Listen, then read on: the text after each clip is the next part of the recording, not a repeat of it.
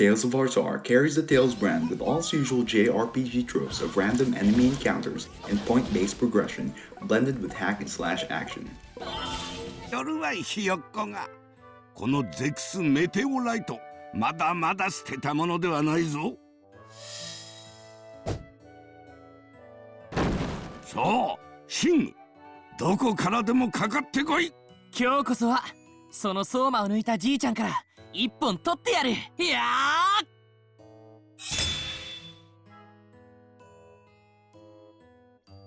ーよーし You're Core Meteor and you come from a humble village.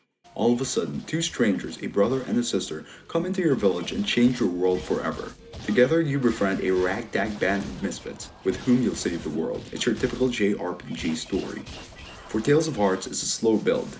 It takes a while for things to get interesting because it all looks like something you've seen before. It's a long story too, but as you progress, it's striking how the game ties it all together. Some characters and places eventually make an impression, thanks to a lot of repetition and going back to places that at first feel tedious. The plentiful dialogue, delivered simplistically with characters' heads in boxes, also helps to flesh out the characters and how they feel toward each other. 小さい頃は普通だったのに成長期に急に大きくなっちゃって。俺触らせてもらったけどすっごく膨らんでて。 Battles occur in real time with potential to dish out extensive combos, though they only start to be fun mid-game when characters have a decent and varied arsenal. There are a couple of elements that make battles engaging: counterattacks and chase links. Pummeling enemies makes them go red, which tells you they're about to dish out a sizable strike. Pressing guard at the right time allows you to retaliate and extend your combo. A chase link occurs after attacking an enemy and a blue crest appears. This means you can continually attack them with several strikes as the countdown ticks and you follow them across the field. You can perform a deadly dash for huge damage to end the chase link. Oftentimes in the chase link, characters' icons glow, letting you initiate a cross chase, which is another way of dealing damage, though this doesn't happen often enough even in the late game. You can also control any of the playable characters and tap character icons to activate their art, which is a character-specific attack. You can also give battle priorities, which lets your AI teammates lean ever closer to your desired style of play. Character progression, what the game calls Soma, is done by distributing points among 5 different areas. This lets you decide which arts and skills your characters will learn. Characters, however, apparently have their strengths regardless of how you choose to build them up. For example, Beryl is clearly suited as a mage type, and it would make more sense to build her towards better will arts. This progression system is also how you get new weapons. You can't buy them, which is a welcome twist. Skills differ from arts in that they're passive abilities the characters can equip according to their SP. It becomes apparent later on how skills can actually change up the gameplay and affect how you approach battles. It's also nice to see that some skills work well in tandem, such as Blunt Force, which increases the likelihood of enemies being stunned by physical attacks, and Stun Extender, which increases enemy stun time by 50%. Skills can also be shared depending on characters' bond, which can be improved through battling together and triggering optional dialogue.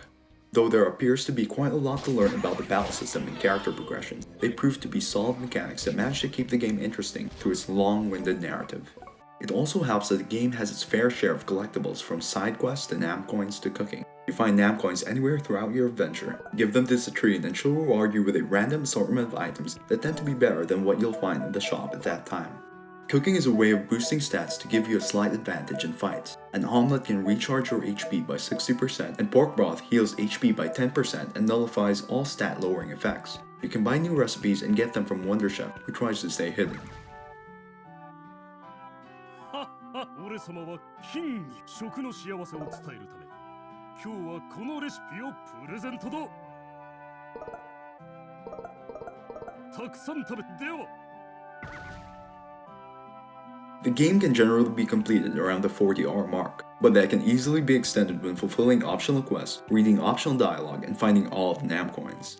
The game's long winding story, however, although it develops characters, can also get tiresome. The same can be said of many of the game's maze-like dungeons. Random encounters start getting annoying when you simply wish to survey the area to assess how to get from one point to the other.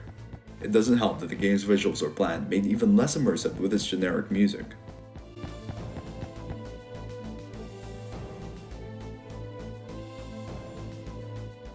There's more to do than meets the eye in Tales of Hearts R, but the game doesn't have any real hook to go and complete them. Still, the banter between characters keeps the game alive. and the active battle system gradually gets better and manages to have its moments in this decent JRPG.